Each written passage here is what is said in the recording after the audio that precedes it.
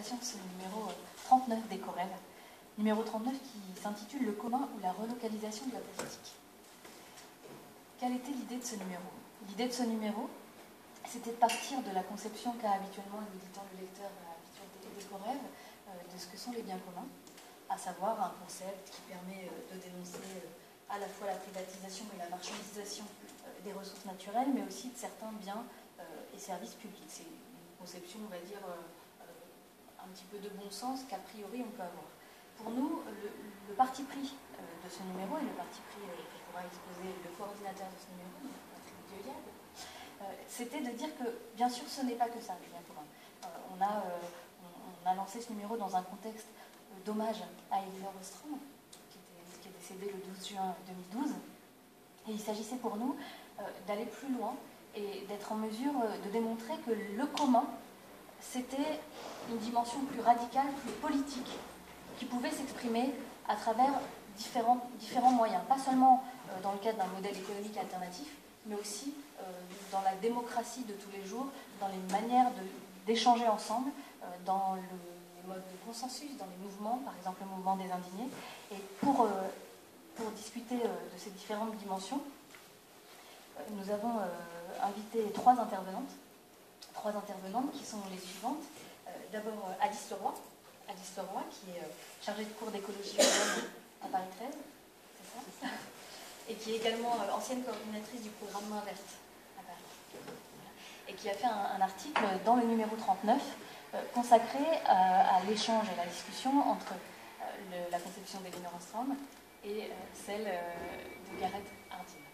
Donc Alice Leroy pourra nous dire quelques mots, à la fois une présentation de son article, mais aussi qu'est-ce qu'on peut tirer de ces conceptions finalement différentes par rapport à la dimension politique des biens communs.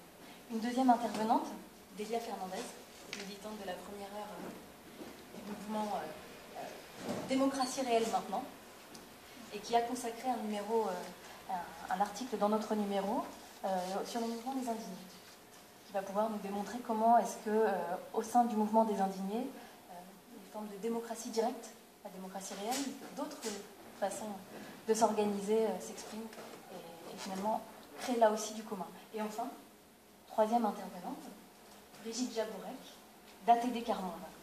Dans le numéro 39, nous avions un article, un entretien avec Geneviève Tardieu, d'ATD Carmonde, qui a théorisé, qui a fait une thèse sur la question de l'université populaire d'ATD Carmonde et la dimension du commun, de la co-construction du savoir.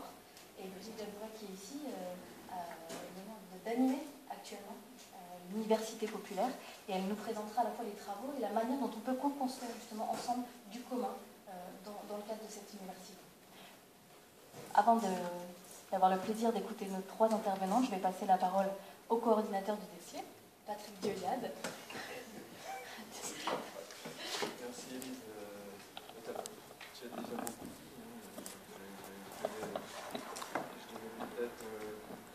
Je devais présenter une synthèse, une problématique du commun que tu as parfaitement souligné. C'est peut-être en complément de ce que tu dis, le 39 vient un petit peu à la suite d'un numéro sur le numérique et un numéro sur la biodiversité. Il était déjà un peu question du commun, notamment sur le numérique, c'était la question de l'usage d'éthique dans la construction des réseaux et des mondes en relation, c'est-à-dire en partie finalement une sorte de construction sur des bases, des valeurs partagées, sur des pratiques communes, sur en gros des êtres collectifs, comme on pourrait dire, ou des corps politiques aussi, qui pourraient se constituer. Donc c'est venu d'ailleurs ce numéro avec la question des révolutions arabes, c'est-à-dire le numérique peut-il faire la révolution, et avec où sème-t-il la révolution, dis-moi. On avait là une sorte d'exemple assez intéressant pour voir que les luttes et les combats politiques sont toujours quelque part tissés à partir des liens dont le net est un peu le cœur ou un peu le dur finalement. Il n'y a plus de lutte politique aujourd'hui qui ne passe pas par l'usage du net, j'ai le sentiment en tout cas. Même peut-être à Notre-Dame-des-Landes, je pense qu'il y a encore quelques ordinateurs dans les bois qui doivent être utilisés. Sur la biodiversité, le numéro qui fait suite, il y avait la question de savoir aussi, est-ce qu'on pouvait donner un prix à la nature sans soumettre cette dernière à la marchandisation, sans soumettre finalement les usages à une logique classique de valorisation dans une perspective de profit. Et donc on voyait bien là que le débat qui était posé, c'était la question de savoir si l'on pouvait être en mesure déjà de poser le problème, sans trouver vraiment la solution, mais poser le problème d'un critère d'utilité sociale qui, à mon sens, pouvait soustraire ou protéger la nature un petit peu des normes de gestion privée, des normes de gestion marchande. Donc le 39 vient un petit peu dans la continuité de ce travail.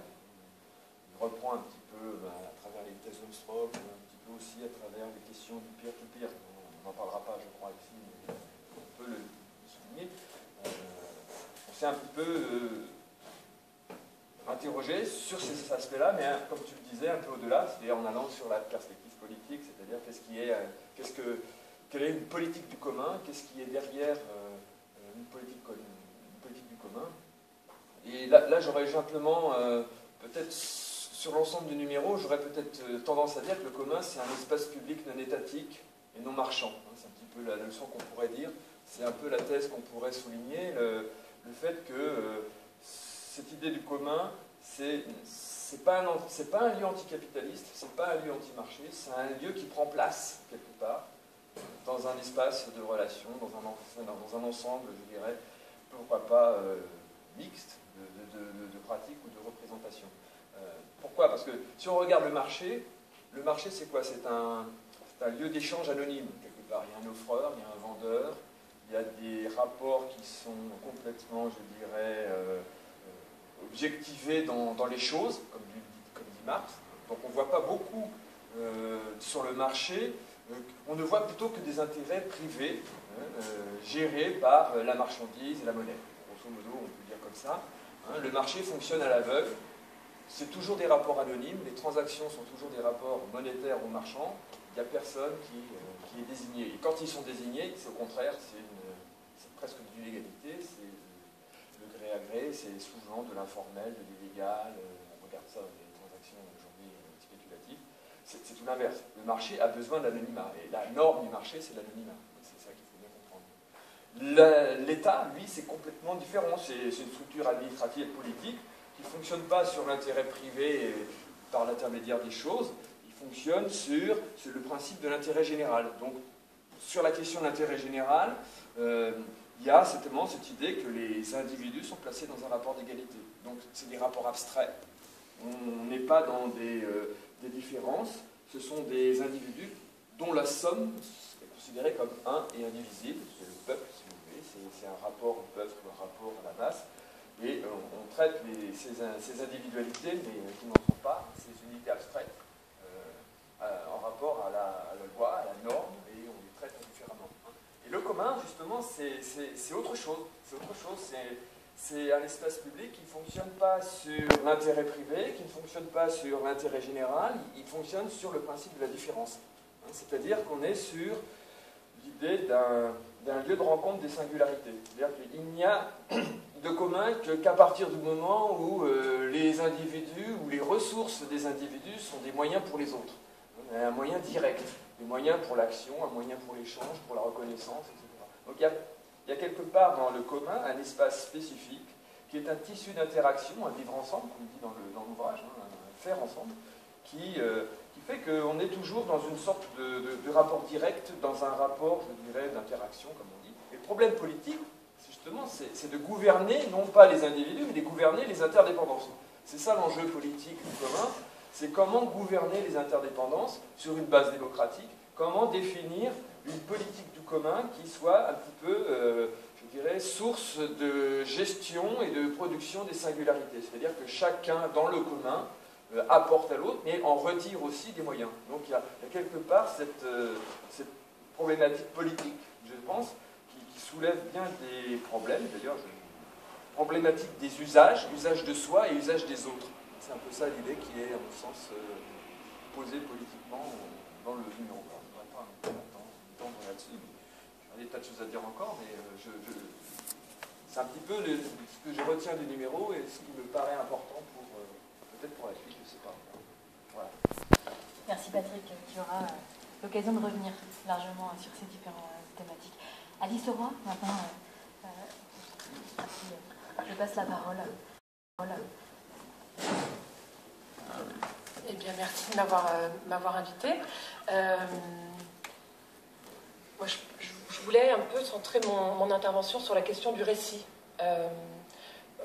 Parce qu'en politique, c'est ça qui nous fait nous lever, enfin, pas en politique, dans la vie, c'est ça qui nous fait nous lever le matin. En politique, c'est ça qui nous fait voter pour une personne plutôt qu'une autre. C'est d'avoir une histoire, d'y souscrire, d'y croire. Et je pense que les récits, on a des récits qui sont, Patrick l'a dit, on a deux grands récits dominants qui structurent la manière dont on travaille, la manière dont on vote, heureusement pas la manière dont on vit, pas encore trop, qui sont ces deux grands récits de l'État et du marché. Et je pense que cette question des biens communs, c'est très intéressant. Le commun, ce qui nous unit, ce qu'on partage, c'est un autre récit. Et ce qui m'étonne toujours, c'est quand je fais des interventions, par exemple quand je fais un cours sur cette question, c'est l'incrédulité. C'est très souvent, on me dit, mais ça, ce que vous racontez ou ce que vous montrez, parce que je finis toujours les interventions par des exemples, on me dit, ah, c'est tout petit, ou c'est pas chez nous, c'est pas français, c'est pas dans la tradition française, c'est pas possible.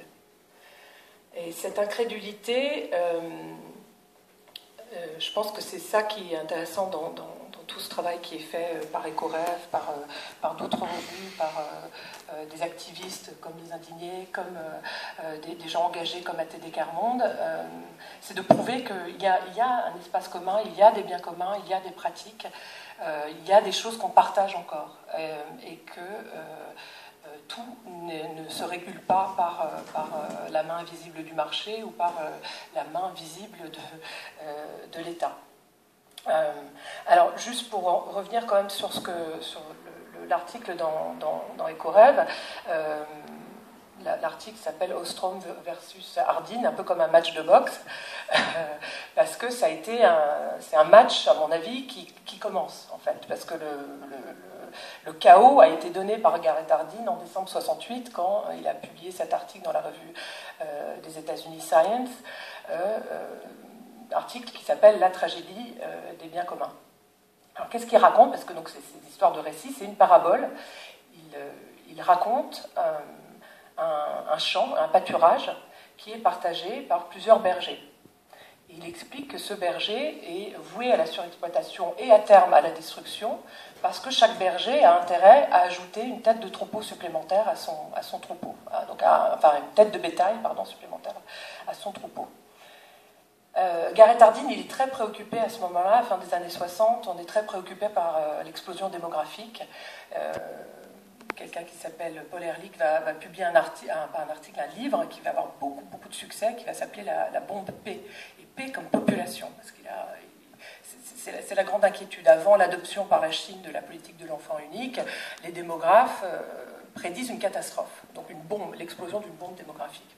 Et ce qu'il dit, c'est, en partant de cette possible explosion de la bombe démographique, ce qu'il dit, c'est qu'on est face à un grand dilemme d'action collective, qui est qu'on n'arrivera jamais à se coordonner si on laisse ce pâturage ouvert à tous, si on laisse les bergers augmenter la taille de leur troupeau indéfiniment. En gros, ce qu'il dit, ce qui est frappé du sceau du bon sens, il dit une planète avec des ressources limitées, elle ne peut pas continuer à croître, en tout cas, le troupeau ne peut pas continuer à croître indéfiniment. Donc il faut, et c'est la conclusion de son article, il faut soit privatiser, soit étatiser. Il appelle des forces externes à venir dire aux bergers ce qu'il faut qu'ils fassent. À peu près à ce moment-là, il y a les travaux aussi d'un Américain aussi qui s'appelle Mansour Olson, qui lui constate qu'il y a ces dilemmes d'action collective. Il plonge un peu plus près, parce que cette parabole, c'est juste un article, hein, c'est pas un travail très fouillé. À peu près au même moment aux États-Unis, donc Mansour Olson publie un livre sur les logiques d'action collective. Et lui, ce qu'il constate, c'est que effectivement, cette tragédie des biens communs, cette surexploitation des ressources, on la retrouve dans des organisations de très grande taille, où, et il appelle ça le phénomène, on a traduit ça par le phénomène du passager clandestin, en anglais free rider, on est amené dans des organisations de très grande taille à profiter d'un bien sans contribuer à l'entretien de ce bien. Et il donne un exemple qui est très connu, qui est celui des syndicats. Il dit tout le monde profite de l'action syndicale, profite de ce qui est fait par les militants, qui cotisent, qui organisent des réunions, qui font grève, qui acceptent souvent une diminution de leur salaire pendant qu'ils font grève. Et les non-syndiqués profitent des avancées syndicales de tous ceux qui militent. Les militants le savent, on voit qu'il y a toujours des gens qui ne contribuent pas au bien commun, à l'action collective, et ont des comportements, on peut appeler ça de resquilleurs. Bon, ça a été traduit par passager clandestin. Je ne sais pas si c'est très heureux comme terme. Un peu avant, ça c'est les grands récits. Donc le récit du passager clandestin, c'est donc quand on a des organisations de grande taille, et ça a été prouvé à multiples reprises, c'est qu'on profite et on ne contribue pas. En théorie des jeux, on constate aussi autre chose, ça c'est un peu avant. Un des grands récits aussi qui domine, c'est le dilemme du prisonnier. Le dilemme du prisonnier, un récit assez connu, c'est deux personnes qui sont soupçonnées d'un même délit, qui sont mises dans deux cellules séparées, dans l'impossibilité de communiquer, et qui auraient intérêt à ne pas se dénoncer l'une l'autre, ces deux personnes, mais ne sachant pas ce que l'autre prévenu va faire, dénoncent. Et les deux se retrouvent beaucoup plus lourdement condamnés que s'ils avaient pu communiquer et ne pas se dénoncer l'un l'autre. On sait ça, que les policiers ils isolent les personnes qui sont soupçonnées pour un crime ou pour un délit, pour qu'elles ne puissent pas communiquer ou qu'elles ne puissent pas négocier une sortie pour les deux. Donc ça, c'est les récits qui dominent, en fait, c'est l'idée qu'on n'arrive pas à se coordonner, ce qu'en anglais on appelle corrective action dilemmas, des dilemmes d'action collective, c'est qu'on n'y arrive pas. On n'y arrive pas parce qu'il y a des passagers clandestins, on n'y arrive pas parce qu'on ne communique pas, on n'y arrive pas parce qu'on veut croître sur une planète qui est limitée. Et on sait depuis la conquête spatiale, enfin, depuis qu'on a envoyé l'homme sur la Lune, que le coût énergétique de la recherche ailleurs de ressources, il est écrasant, ce coût-là. Donc on est condamné à vivre sur une planète avec maintenant 7 milliards d'humains, 9 milliards en 2050. Alors ce que je trouve extrêmement intéressant dans cette histoire des biens communs, du match Ostrom-Hardin, donc qui est Elinor Ostrom, c'est une femme, une Californienne, qui a fait sa thèse, elle l'a publiée en 1965, sur la gestion des nappes phréatiques. Elle a regardé, en fait, elle a fait du terrain. C'est une thèse de sciences politiques. Elle a eu le prix Nobel d'économie, enfin prix Nobel qui n'existe pas puisque c'est pas Nobel qui l'a créé, mais on appelle le prix Nobel d'économie en 2009. Première fois que l'Académie, enfin le prix de la Banque de Suède était accordé à une femme, entre parenthèses, en 40 ans de prix. Il n'avait pas trouvé une seule femme à qui l'accorder, donc là ça a été Elinor Ostrom. Donc elle fait sa thèse sur les nappes phréatiques dans le sud de la Californie et elle constate que ces nappes phréatiques qui sont en situation de surexploitation, eh ben, il y a des communautés d'usagers qui arrivent pas trop mal à s'en sortir, qui arrivent à gérer cette ressource d'eau douce avec un risque de salinisation de la nappe, parce qu'on est très près de l'océan Pacifique. Une surexploitation qu'on constate maintenant, par exemple, dans des villes comme Las Vegas. Bon, ça c'est le Nevada, c'est pas la Californie, mais effectivement une tragédie possible. La tragédie des biens communs dont nous parle Garrett Hardin, elle existe bel et bien. Mais ce qu'elle constate en faisant sa thèse, en faisant ce travail de terrain avec d'autres, c'est que donc c'est avant la publication de l'article de Garrett Hardin, ce qu'elle constate, c'est qu'il y a des communautés d'usagers qui trouvent des façons de gérer cette ressource de manière plus que correcte. Ils arrivent à gérer cette ressource de manière pérenne. et ce qu'on n'appelle pas encore des biens communs, elle commence à mettre en lumière la possibilité pour des communautés d'usagers de mettre au point des mécanismes institutionnels pour gérer des ressources qui sont en situation possible de pénurie ou de surexploitation. Alors, elle va publier un livre en 1990 qui résume ses travaux à elle et puis ceux d'autres chercheurs, parce que ce qui est intéressant, c'est qu'elle travaille avec son mari, Vincent Ostrom, qui est aussi décédé cette année, quelques semaines après sa femme. Elle va monter un atelier pluridisciplinaire. Déjà, dans son jury de thèse, c'est assez intéressant, il y avait un prof de droit, un anthropologue, un économiste, un politiste. Donc, elle va créer un atelier pluridisciplinaire à l'université d'Indiana, à Bloomington. On commence à parler d'une école de Bloomington. Et cet atelier de recherche va aller voir comment des communautés d'usagers s'en sortent en allant voir des forêts, en allant voir des zones de pêche, en allant voir des pâturages, pas mal de zones de montagne. Et elle constate que cette tragédie des biens communs n'est absolument pas une fatalité. Donc en 1990, elle sort ce livre et là, elle se lance, elle modélise en fait. Elle explique quelles sont les conditions qu'il faut réunir pour éviter cette tragédie des biens communs. Elle ne dit pas que ce récit est entièrement faux, mais ce qu'elle explique, c'est qu'en réalité, le pâturage décrit par Garrett Hardin, il est très rarement, res nullius, il est très rarement dépourvu totalement de mécanismes institutionnels de gestion. Il y a quand même très souvent des gens qui se mettent d'accord pour gérer des ressources, surtout quand elles sont rares. Donc ce livre qui est sorti en 1990 en langue anglaise, il est sorti en France 20 ans plus tard. Il a mis 20 ans à être traduit. Je pense que le prix de la Banque de Suède, donc le fameux faux prix Nobel, y est pour quelque chose, parce que c'était donc un an après avoir reçu le prix. Mais c'est dire à quel point, en France, on a un vrai problème avec ces travaux. On a un vrai problème avec peut-être même l'idée de la coopération, de la gestion en bien commun. Alors, ce problème, peut-être qu'on va y revenir, j'ai peut-être parlé un peu trop longtemps déjà, mais juste pour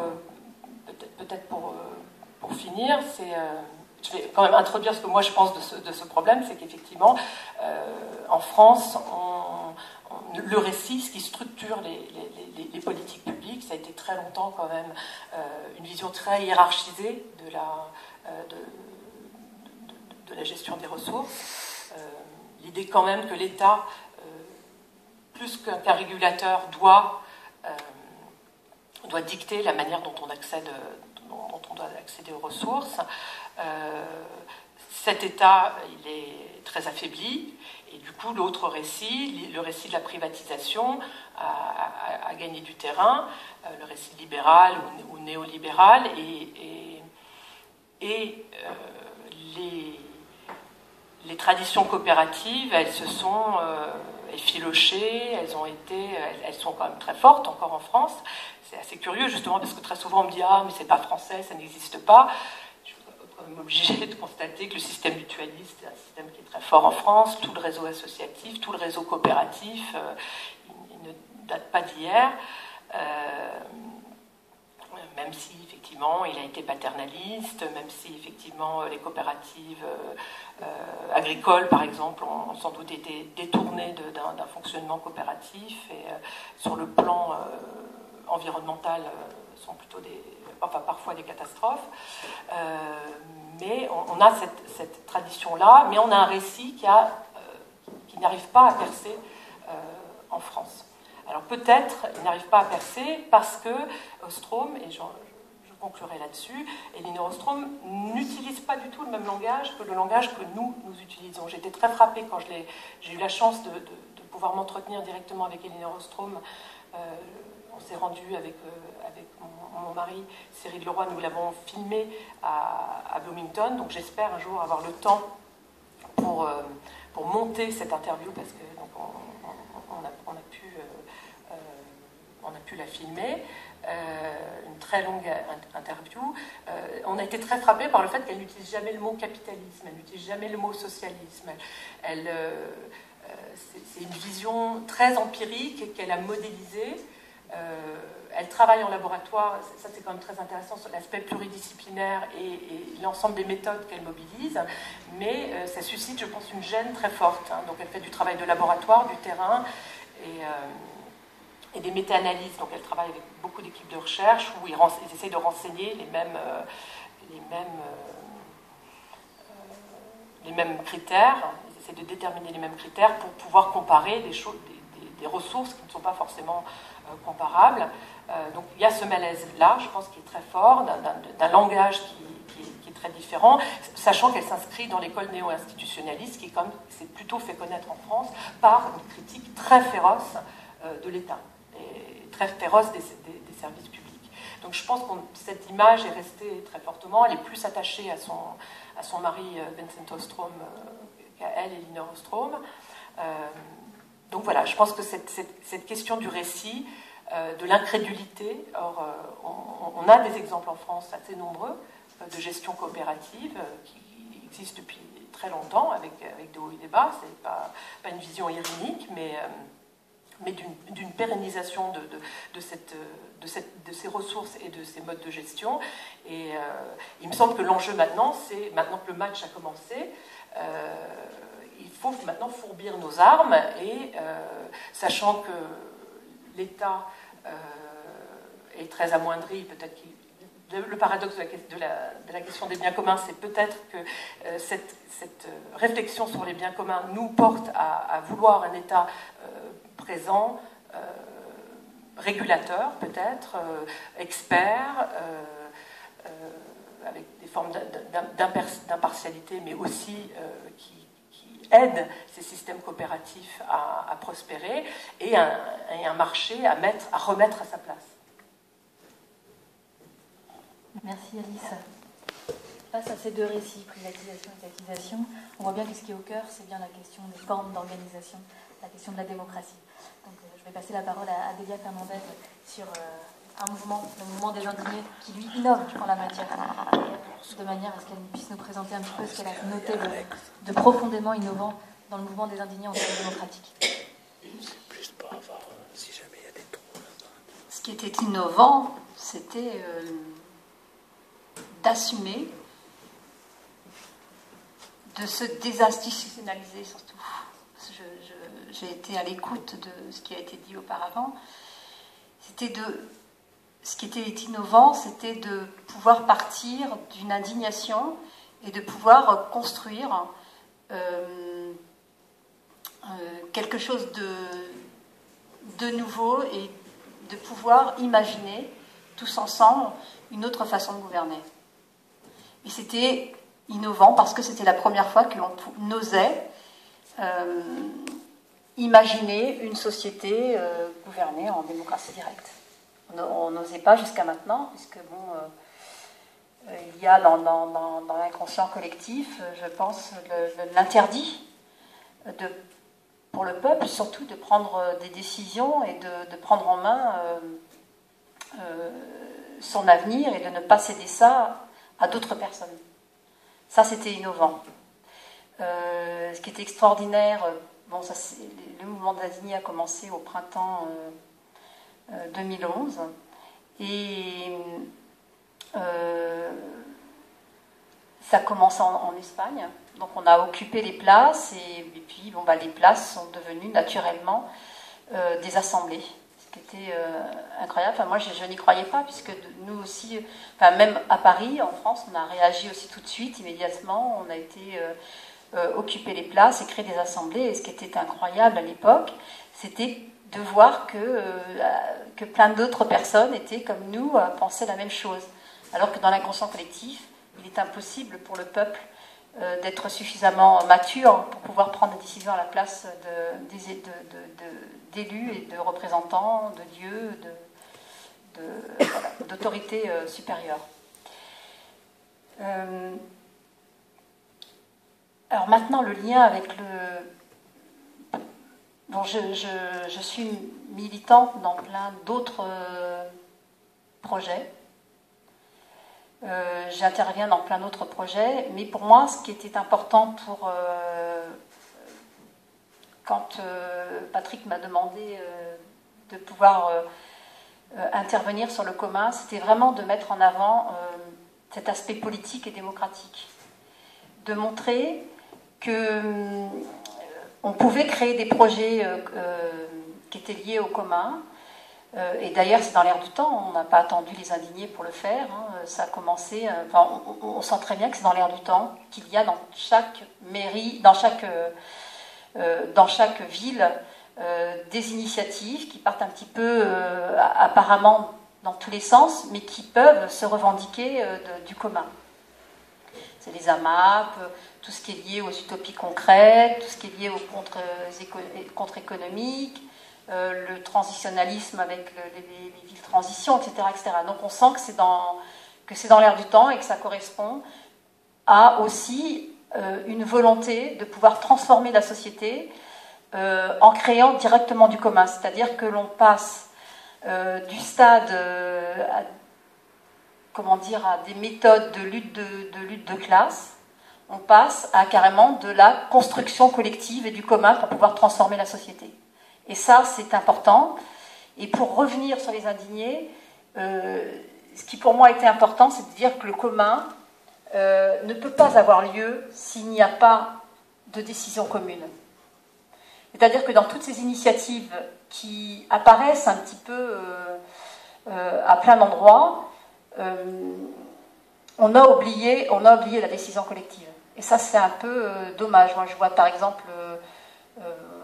j'habite à Montreuil et Montreuil entre en ville de transition et on a complètement oublié de concevoir notre organisation comme une gouvernance. C'est-à-dire qu'il y a un porteur de projet qui organise les choses, qui décide, qui impose un système déjà éprouvé ailleurs. Pourquoi je parle de ça? Parce que je voulais faire le lien avec le fait que si la population n'est pas à l'initiative des projets, eh bien, on risque de ne pas elle risque de ne pas se mobiliser complètement et de ne pas adhérer complètement. C'est-à-dire que si l'on remet,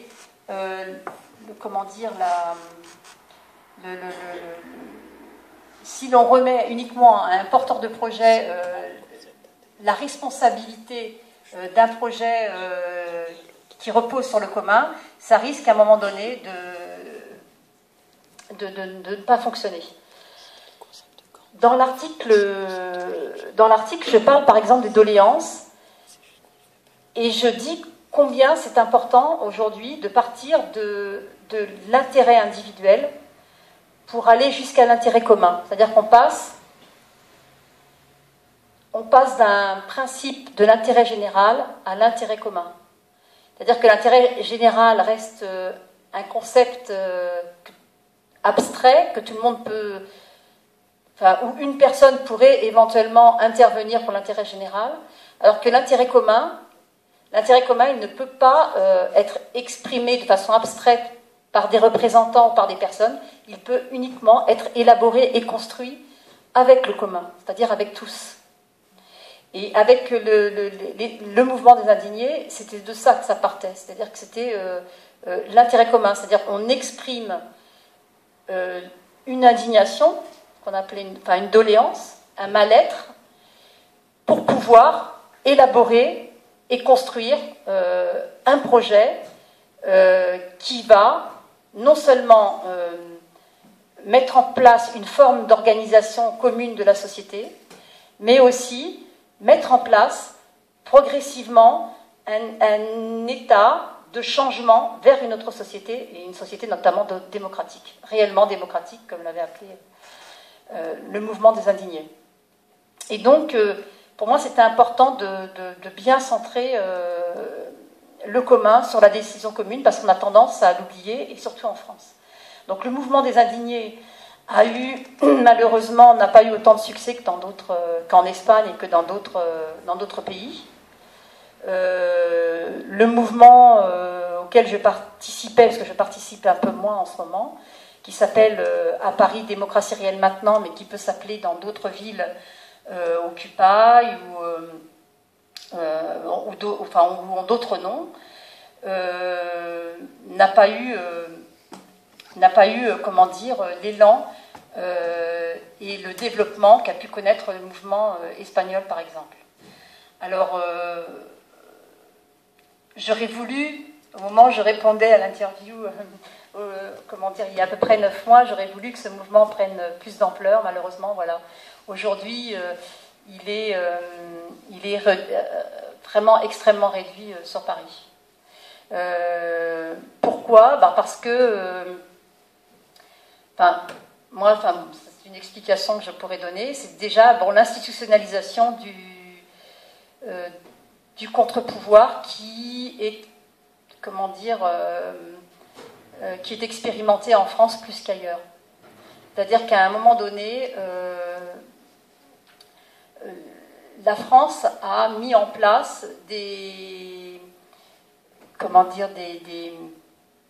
dispositifs de contrôle des initiatives populaires.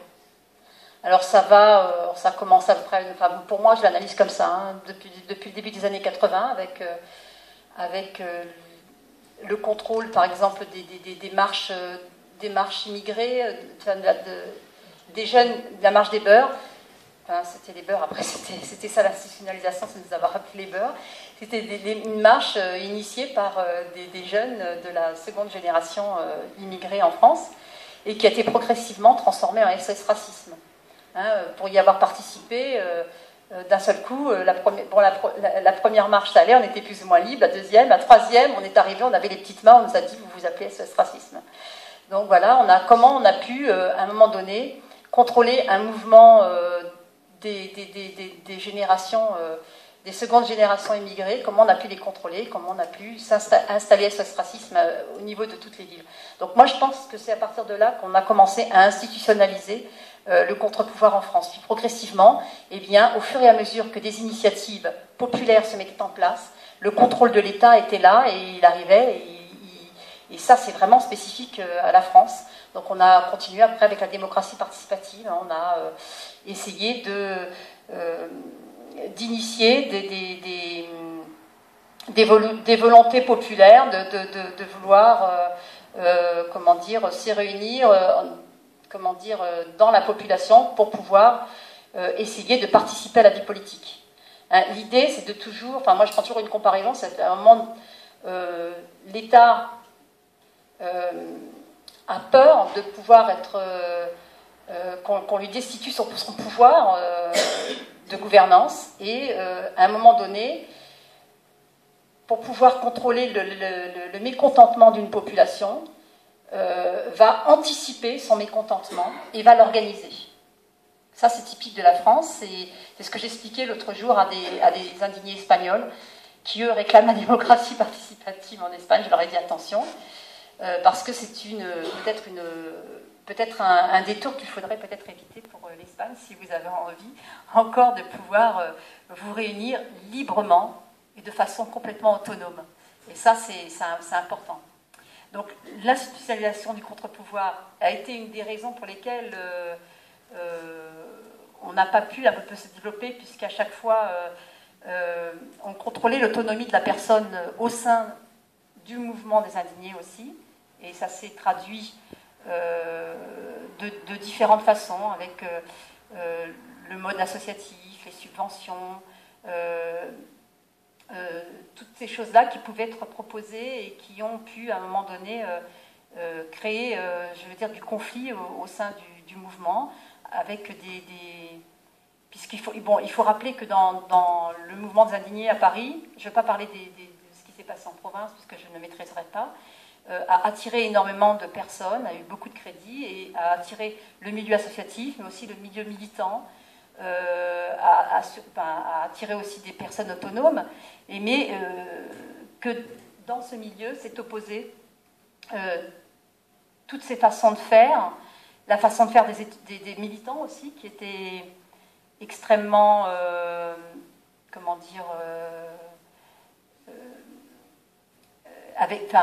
qui reposait sur des déterminismes ou des automatismes ou des habitudes que les militants avaient l'habitude de prendre et qui s'opposaient à ce que l'Assemblée devait pouvoir produire et faire émerger, c'est-à-dire l'autonomie des projets, etc. C'était en contradiction avec ce que devait faire naître l'Assemblée. Et c'est pour ça que ça n'a pas pu vraiment se développer. Parce qu'il faut dire que l'Assemblée, normalement, fait émerger du commun et des projets. C'est comme ça que l'on conçoit les choses. Alors, je ne sais pas si je dois reprendre tout l'article pour redéfinir comment les différentes étapes de la décision collective, puisque c'était ça qu'au sein des indignés, au sein des assemblées, on apprenait. La mise en place du consensus, l'élaboration du consensus. Bon, voilà, c'est tout ce que le sujet aborde. Je ne sais pas si je vais répéter ce que le sujet pouvait décrire en termes d'organisation de la prise de décision. Ça peut être intéressant d'avoir quand même quelques exemples, par exemple le consensus à 3 tours. Expliquer un petit peu. Alors, il y a 2 types. Alors, bon, déjà, ne pas faire la confusion entre l'unanimité et le consensus. On a l'habitude de confondre la démarche, plusieurs démarches, notamment le vote. En fait, l'idée dans une assemblée, ce n'est pas d'être pour ou d'être contre, mais c'est de construire ensemble, et c'est d'élaborer. Donc, on ne part pas non plus de rien, c'est-à-dire que la décision collective, elle se fait en 2 étapes, même en 3 étapes. En 4 étapes, si on part des doléances. Donc, on exprime une indignation. À partir de l'expression de l'indignation, on va essayer de comprendre le problème que l'on expose. Et donc, soit il va y avoir une assemblée où il va y avoir un groupe de travail qui va traiter ça. Pourquoi le problème ? Pourquoi il existe, comment le problème fonctionne et comment on peut repérer les différents dysfonctionnements qui font qu'il y a problème. Donc là, ça se fait en groupe de travail ou en assemblée thématique s'il y a suffisamment de monde. Et puis, la troisième... donc là, on parle de consensus par élaboration. C'est-à-dire que c'est dans ces assemblées-là qu'il va y avoir une élaboration, puisqu'on va essayer de comprendre le problème, on va essayer de trouver des solutions pour pouvoir le résoudre, et une fois qu'on a trouvé des solutions pour les résoudre, on va transformer ça en un projet ou en plusieurs projets, ce qui est différent du vote. Alors, le vote, c'est oui, c'est non. Là, on va pouvoir imaginer différentes solutions qui vont peut-être des fois s'opposer, mais qui ne vont pas empêcher la réalisation de tous ces différents projets. C'est-à-dire que personne n'est laissé de côté. La deuxième phase, c'est l'Assemblée générale, c'est la plénière. C'est là où on va porter à la connaissance de tous les projets qui ont été plus ou moins élaborés dans ce consensus d'élaboration. Donc on va passer à un consensus par amendement. Et dans ce consensus par amendement, on va se différencier des amendements et des sous-amendements qui sont pris en général dans l'Assemblée, puisque l'on va apporter un peu d'élaboration dans ces amendements. Et donc c'est pour ça qu'on a parlé des 3 tours, c'est-à-dire que l'on va améliorer le projet, puisque l'idée c'est de mettre en place l'intelligence collective, et plus quand on met en place l'intelligence collective, plus un groupe va être restreint, plus l'intelligence collective, moins l'intelligence collective va pouvoir s'exprimer, et plus le groupe va être important, plus l'intelligence collective va pouvoir être vraiment mise en place et mise en œuvre. Et là, donc, on est en plénière, on est encore plus nombreux, donc il va émerger des idées nouvelles qui n'étaient pas nées en groupe restreint. Et donc, on va permettre cette perfection du projet pour qu'elle puisse être acceptée par la totalité des personnes. Donc il y a aussi une autre phase si l'Assemblée générale ne rassemble pas suffisamment de personnes, normalement, on devrait pouvoir passer à un vote. Et là, on n'est plus dans le consensus, c'est-à-dire qu'à un moment donné, on soumet au reste de la population qui n'a pas pu se rendre à l'Assemblée la possibilité de pouvoir rejeter ou comment dire, accepter le projet pour sa mise en œuvre. Et donc voilà, ça c'est l'ultime phase de décision et d'élaboration. Merci beaucoup. Alors, parmi tous les lieux où on crée du commun, où on vit le commun, il y a aussi l'université populaire d'ATD Carmonde. Donc, je vais passer la parole à Brigitte Jabourel qui anime l'université populaire d'ATD Carmonde.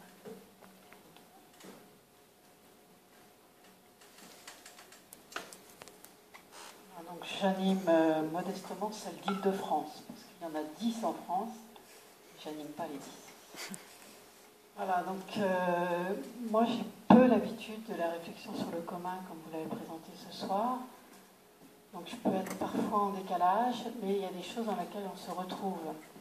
Parce que depuis les débuts du mouvement, ce à quoi le mouvement ATD Carmonde, ce qui m'a permis d'y adhérer, c'est le fait qu'on y parlait du bien commun, mais on y parle du bien commun à partir des personnes.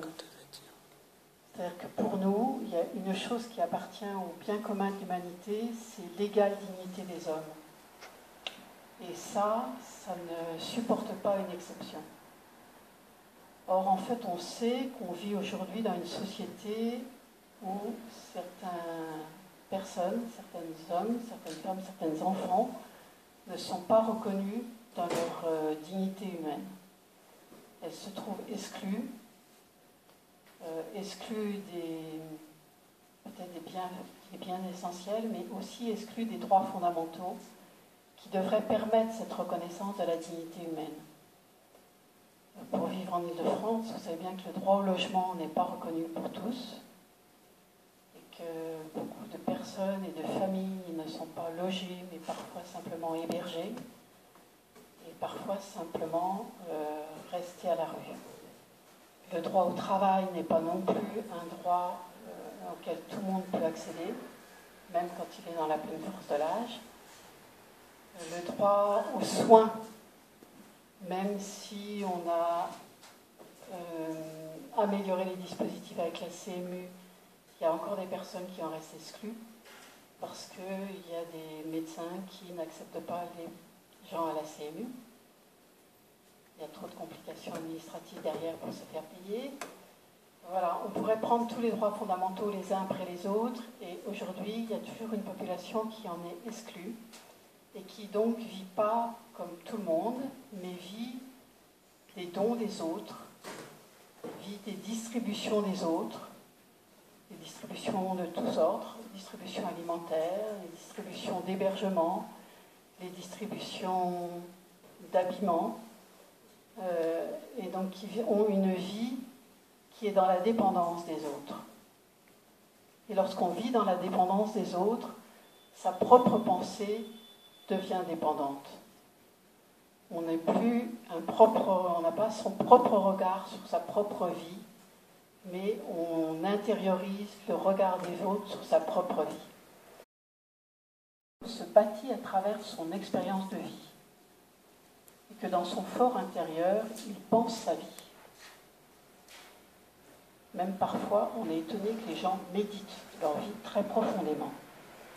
Mais lorsqu'il n'y a pas d'interlocuteur qui écoute dans l'égalité, dans l'égale dignité, les propres vécus restent enfouis au fond des gens, enfermés. Ils ne peuvent pas se partager.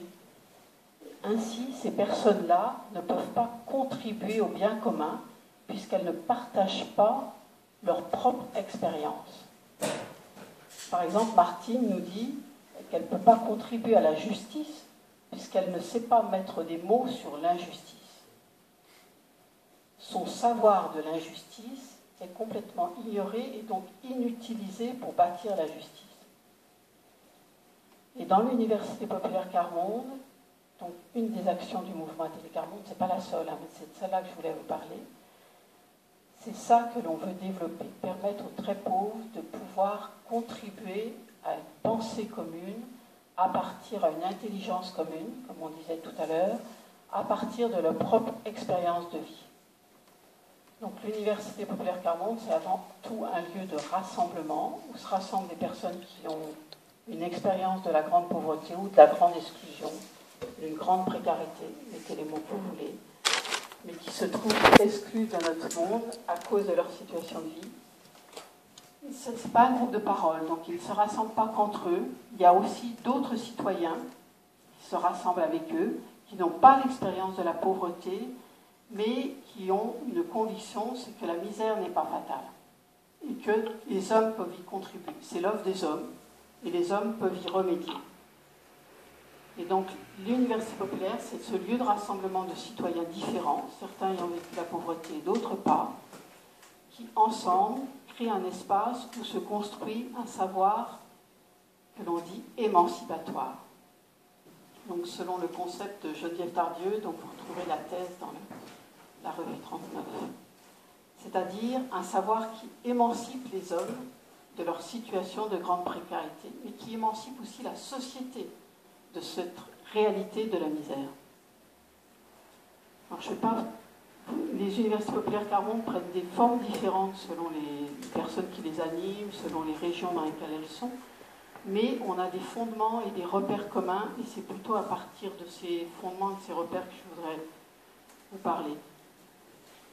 D'abord, l'Université populaire Carmonde, elle a 40 ans d'histoire, puisqu'elle a été créée dans les années 70 par le fondateur du mouvement Atelier Carmonde, Joseph Brzezinski, qui a commencé pendant une année à vouloir créer au cœur du quartier latin, après mai 68, des lieux de conférences sur la pauvreté. Et donc, des universitaires, des chercheurs venaient exposer ce qu'ils découvraient de la pauvreté, pour former des membres du mouvement qui, eux, vivaient dans les cités d'urgence. Évidemment, des gens très pauvres qui vivaient aussi dans les cités d'urgence sont venus à ces conférences. Et on dit, mais les chercheurs, ils parlent bien, mais ils ne disent pas la vérité. Ils ne savent pas ce que c'est que la pauvreté. Nous, on sait ce que c'est, puisqu'on le vit tous les jours. Et donc, l'année suivante, Joseph Brzezinski a dit, on va changer les rôles. Vous, personnes en situation de pauvreté, vous allez être les premiers à parler, et les autres vont écouter. Donc l'Université populaire Carmonde, elle est née de ce retournement des rôles et des priorités. Les plus pauvres deviennent ceux qui savent et qui vont apprendre aux autres une réalité qui reste autrement dans l'exclusion.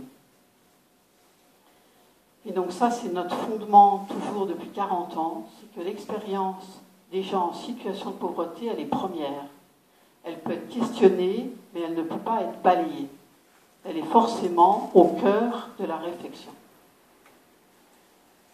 On a aussi, dans les universités populaires Carmonde, une direction commune, c'est-à-dire que l'on réfléchit parce qu'on veut penser ensemble un monde sans misère.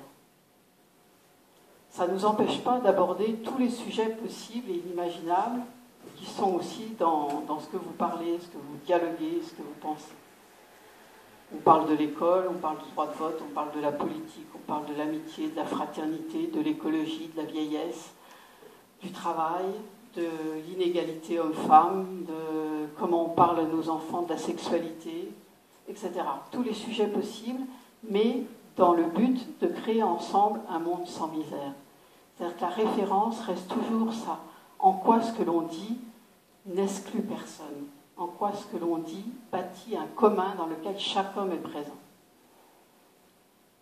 On a aussi un esprit commun. C'est-à-dire que chacun parle à partir de son expérience de vie. Alors, c'est facile pour personne. Pour les gens qui sont dans des situations de grande pauvreté, vous l'avez entendu tout à l'heure par le biais de Martine, ils n'ont pas forcément les mots pour dire ce qu'ils vivent. Et d'autres ne l'ont jamais donné les mots justes. Donc pour eux, la recherche de trouver les mots pour dire son expérience de vie est un travail. Un travail qu'ils font d'ailleurs en petits groupes. Je reviendrai peut-être dessus après si vous voulez. Pour ceux qui ont eu la chance d'être instruits, d'avoir beaucoup d'informations, d'avoir accès à plein de lieux de réflexion, partir de son expérience de vie est aussi quelque chose d'inhabituel. C'est savoir regarder sa vie au-delà ou en deçà de tout ce que d'un savoir qui peut être immatériel, véhiculé par d'autres, mais qu'on n'a pas forcément intériorisé. Et ça demande aussi tout un travail pour ce groupe de citoyens. Et donc cet esprit de dire on part de son expérience de vie, on y tient beaucoup parce que c'est ce qui met tout le monde à égalité dans une assemblée où on est très inégalitaire, d'emblée. Mais là, comme chacun, c'est notre point de départ, on a ce même point de départ. Et c'est ce qui gomme cette inégalité de ne pas avoir le même niveau d'instruction. Parce qu'à l'université populaire, il n'y a pas de prérequis à ce niveau-là. Tout le monde peut venir, même si on ne sait pas lire, pas écrire. On a aussi une attitude commune qui est celle du respect de l'autre. On vient avec des expériences différentes, que l'on va transmettre avec des mots différents, mais chacun a un devoir d'authenticité. Et on peut ne pas être d'accord. On est dans des points de vue différents. On va les partager, les échanger, mais dans le respect de l'autre. Et c'est en fait cette valeur du respect qui permet à chacun d'élargir sa vision du monde et de ne pas être tout de suite dans l'opposition, dans la confrontation. Je pense qu'il y a des points communs avec l'élaboration du consensus dont tout à l'heure on parlait. Voilà, donc ça c'est nos points de référence. Il y en aura peut-être d'autres, mais c'est les grands points, les 4 grands points qui permettent de bâtir l'Université populaire Carmonde. Je vous disais au départ que c'est un lieu où on bâtit un savoir, où on construit un savoir émancipatoire. Donc je m'explique un peu de ce mot. Ce qu'on appelle un savoir, c'est un savoir qui va changer les rapports, d'abord de soi à soi. Les rapports de soi aux autres, les rapports de soi au monde et les rapports de soi au savoir, qui bousculent le savoir que l'on a soi, mais aussi que la société a sur la pauvreté. Vous verrez, quand je vais dire la fin de Martine, que c'est un savoir qui construit une liberté d'agir pour le bien commun. Alors je disais un savoir qui change le rapport de soi à soi. Je vais vous citer à chaque fois des éléments de l'évaluation qu'on fait chaque année à la fin de notre année universitaire. Il y a un participant qui nous disait « Maintenant, je sais qui je suis ». L'université populaire m'a fait ma personnalité. Ça m'a fait moi. Donc il n'est plus dans la dépendance, il peut être lui-même. Un savoir qui change de rapport aux autres. Un autre participant qui dit « Je n'avais pas le courage de rencontrer d'autres personnes, tellement j'avais peur du regard des autres. Je ne parlais à personne. Aujourd'hui, je suis libre et je peux m'exprimer. »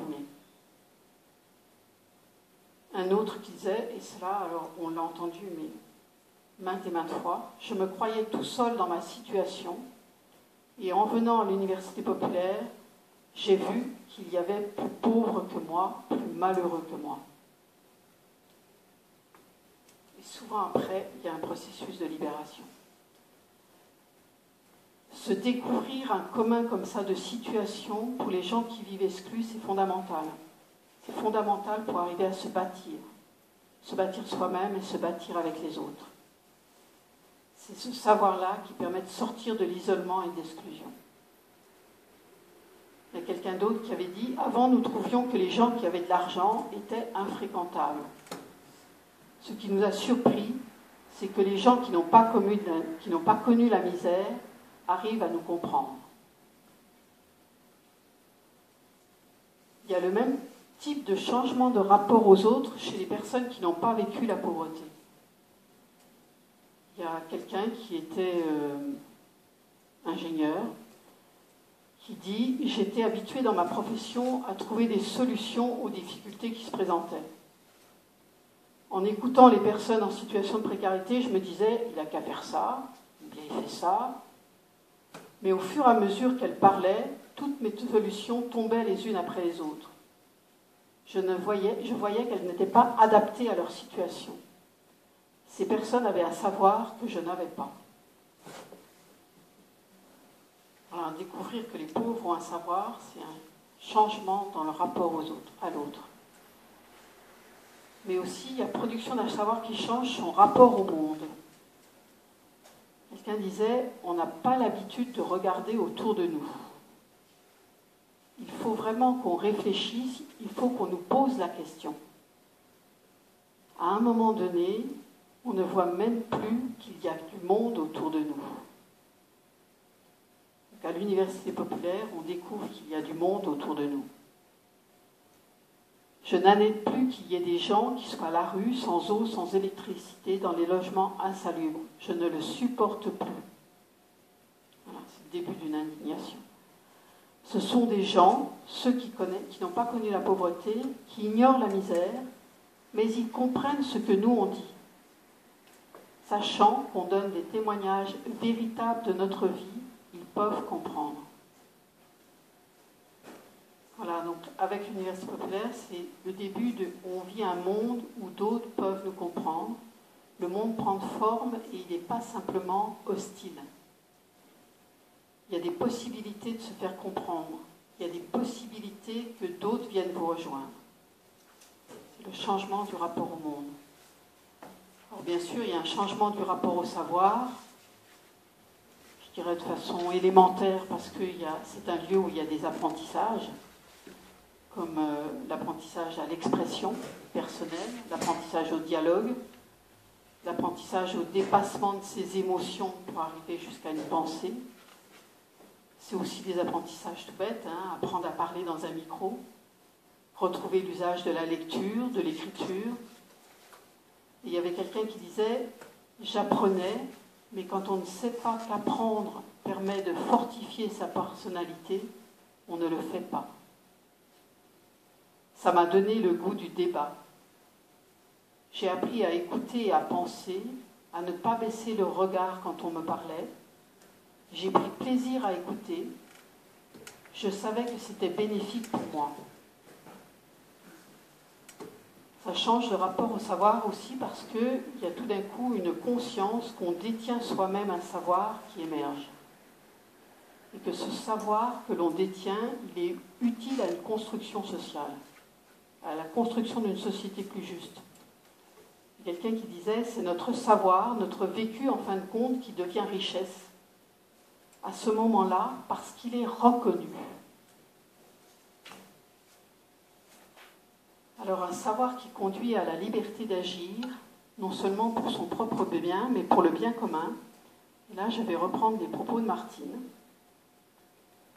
À 18 ans, j'ai rencontré à Télécarmonde. Enfin, on me proposait un défi de taille, un combat, une lutte à mener avec d'autres, et avec comme seule boussole le plus pauvre d'entre nous. C'est alors que j'ai osé, j'ai parlé, écouté, dénoncé, revendiqué, exprimé, contrôlé mes propos, réfléchi, appris à croire que je n'étais pas nulle, que mon milieu était porteur de valeurs. C'étaient des mots nouveaux qui prenaient sens dans ma vie et pouvaient aussi se transformer en action. Je me suis découverte intelligente, entreprenante, battante.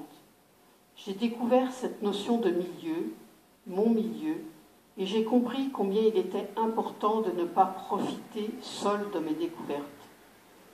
J'ai compris que la misère n'était pas une fatalité.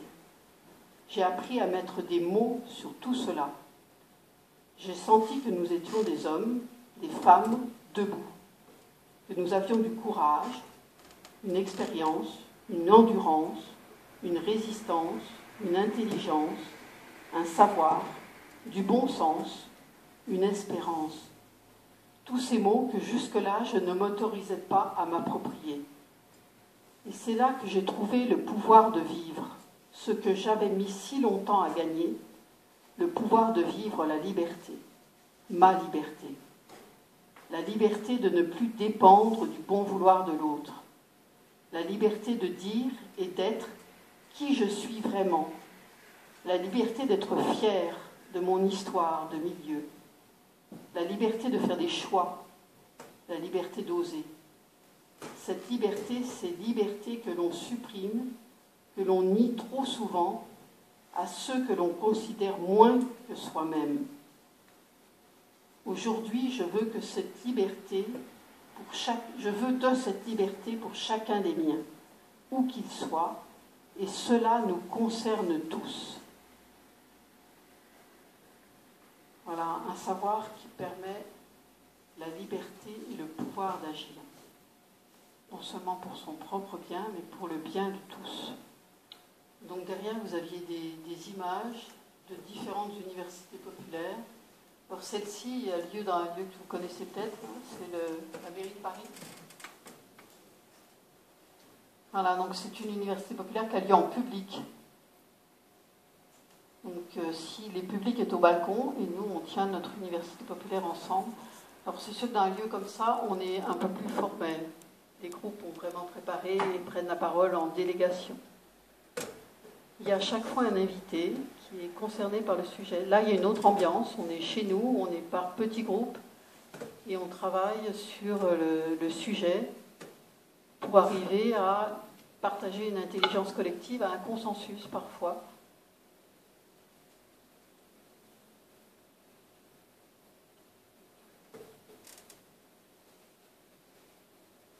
Vous voyez des gens avec des visages différents, certains très marqués par des vies d'errance très difficiles et d'autres qui ont des vies beaucoup plus faciles.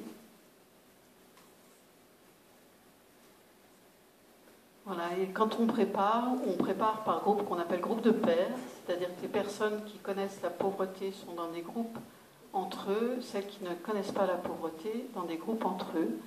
Et lors de nos assemblées, on croise ce que les uns et les autres apportent de leur expérience. Donc c'est là qu'on peut avoir des apports qui peuvent être très contradictoires et qu'on se questionne en respectant l'apport de l'autre. Voilà, donc les apports peuvent prendre des aspects très variés.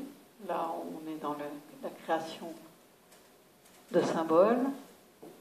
Là, c'est un groupe de jeunes qui sont dans une retransmission par une scénette. Ils cherchent des stages. Ils se font rejeter.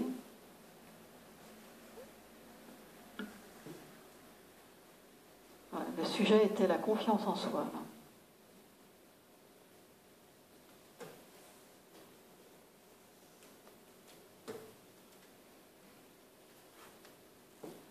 C'est un autre groupe de Versailles qui a monté aussi une scénette. Donc la forme peut être très très variée à l'infini, c'est pas la forme qui est là, qui crée l'université populaire.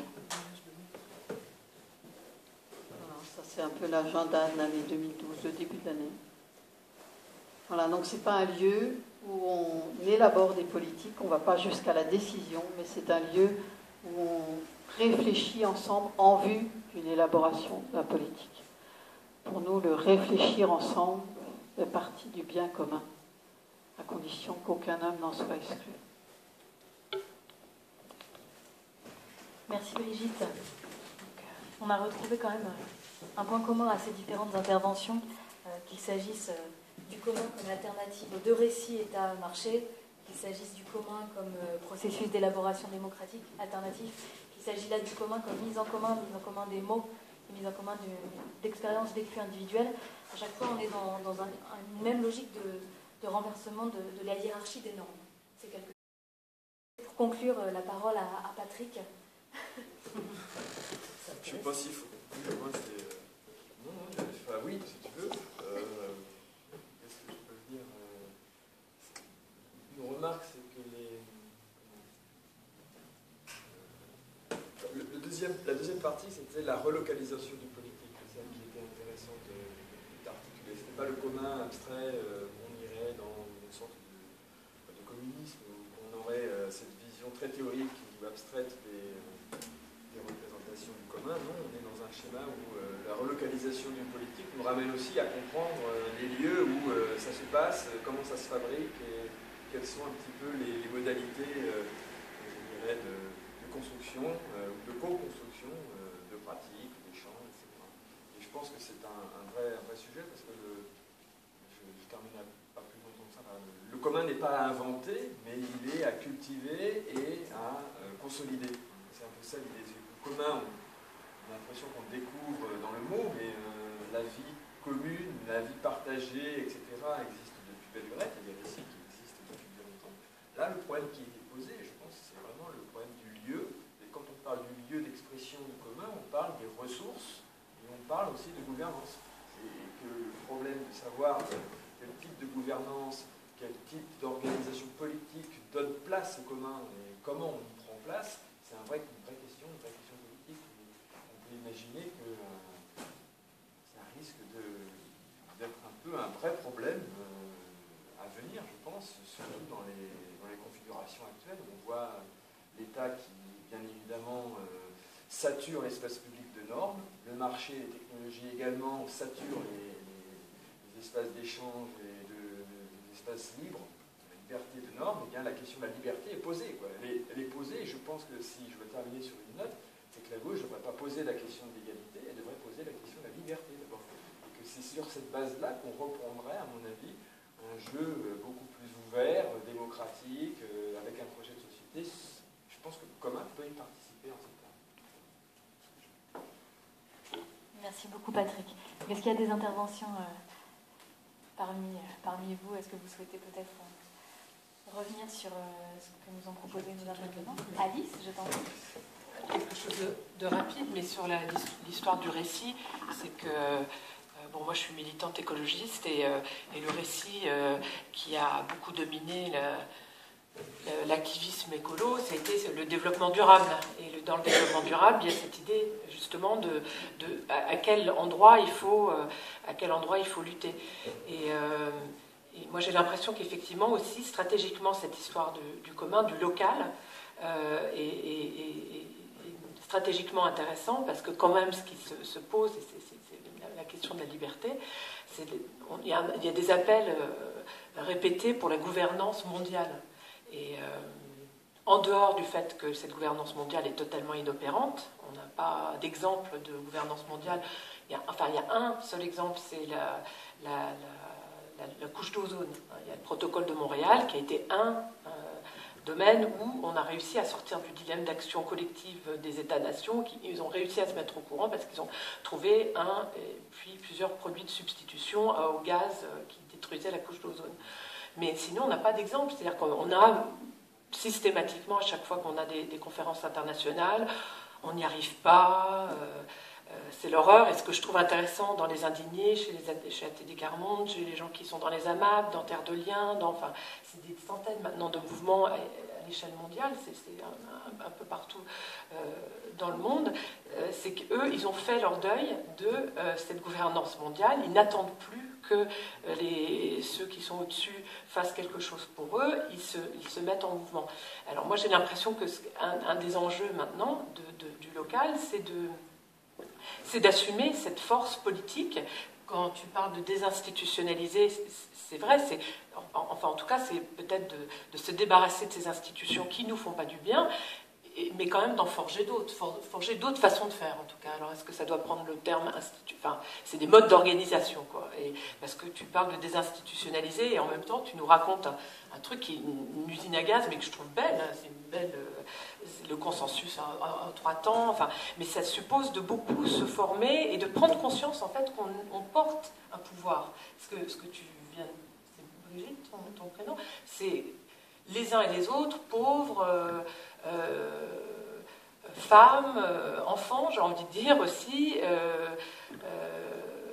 les hommes aussi, enfin c'est la moitié de l'humanité, mais tous ceux qui ont du pouvoir et qui n'en ont pas. Alors moi je pense qu'il y a un peu quelque chose d'un peu irénique, le développement durable aussi, cette idée qu'il suffit de tous se prendre par la main, qu'on va y arriver. Je pense que quand même aussi cette question des biens communs pose la question des conflits. Ils disent que assume le fait quand même qu'on a une quantité de ressources limitées et qu'il faut se les partager.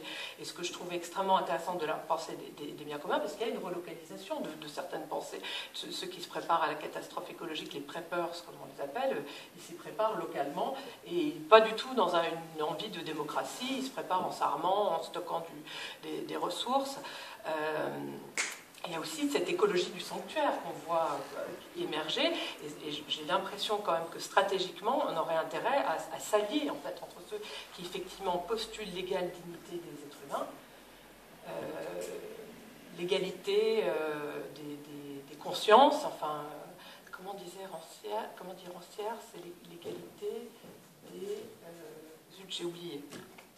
Enfin, cette idée à laquelle certains ont renoncé. Enfin, il y a des discours de Sarkozy, quand même, notre ex-président, où il part de l'idée qu'il y a des gens qui valent plus que d'autres. Enfin, sur l'homme africain, enfin, de son fameux discours de Dakar, là, c'était assumé. Et je pense qu'il faudrait qu'on prenne conscience tous, ceux qui sont dans ces mouvements-là, de nos différences, mais aussi qu'on porte quelque chose avec lequel beaucoup de gens ne sont pas d'accord, et d'un pouvoir politique du local, et qui s'oppose à un pouvoir politique du global. On voit, alors il y a des gens qui ne sont pas inquiets de ça, moi ça m'inquiète beaucoup de voir la géo-ingénierie, c'est les gens qui postulent que l'être humain ne peut pas changer, que le dilemme d'action collective, la situation c'est complètement cuit, donc du coup la NASA investit dans des milliers de petits miroirs pour détourner le rayonnement solaire, on investit dans la captation du carbone, hein, c'est l'idée qu'il faut continuer à consommer, et qu'on mettra ça sous le tapis. Ça c'est des solutions dans lesquelles il y a beaucoup de fonds publics qui sont investis, et du coup il me semble que dans ces combats entre les récits, une des choses c'est prendre conscience qu'on a un récit qui est très fort, en fait, que la coopération ça marche, c'est efficace. C'est compliqué, le consensus à 3 temps, c'est long, et peut-être que tout le discours de l'urgence écologique ne nous aide pas beaucoup à prendre ce temps-là. Du coup, on entend pas mal chez les écolos des discours autoritaires, mais voilà, je pense qu'il y a une alliance, et ce que dit Patrick sur la liberté, c'est peut-être ce combat sur la liberté qui nous fera défendre aussi l'égalité. Comment ? Oui, il y a ce bouquin, j'ai apporté des idées. Parce que je pense qu'un des enjeux aussi, c'est qu'il n'y a pas beaucoup de livres grand public sur ces questions-là. Il y a un livre qui est quand même c'est pas beaucoup de photos, mais qui est un très bon bouquin qui s'appelle Libre Savoir. Il y a un réseau francophone sur les biens communs qui est en train de se constituer. Donc c'est l'association VECAM, parce qu'il y a une chose moi j'ai oublié de dire, en tout cas, c'est que les biens communs, la pensée d'Ostrom est partie des biens communs matériels, la question de l'eau, l'accès ensuite aux forêts, aux zones alpines, et puis les 20 dernières années de sa vie, elle a travaillé beaucoup sur les biens communs immatériels, donc sur justement l'accès au savoir, sur la question du logiciel libre, des licences Creative Commons, en constatant que les biens communs immatériels aussi, on constatait des phénomènes de surexploitation, mais aussi des communautés d'usagers qui s'en sortaient plutôt pas mal pour défendre cet accès au savoir. Alors, je ne sais pas si elle a eu l'occasion d'étudier un mouvement comme ATD Quart-Monde. Je ne crois pas qu'elle ait fait de terrain en France, mais elle regardait comment l'accès au savoir, c'était les gens eux-mêmes. Ils avaient une expertise sur là où ils vivaient, sur ce qu'ils vivaient. Et ça, c'est assez intéressant de voir cette alliance. Et dans le réseau francophone autour des biens communs, il y a des gens qui sont des activistes sur les logiciels libres, et puis il y a des gens qui partagent des jardins, qui sont dans des AMAP, qui sont le réseau Semences Paysannes, qui se partagent des graines.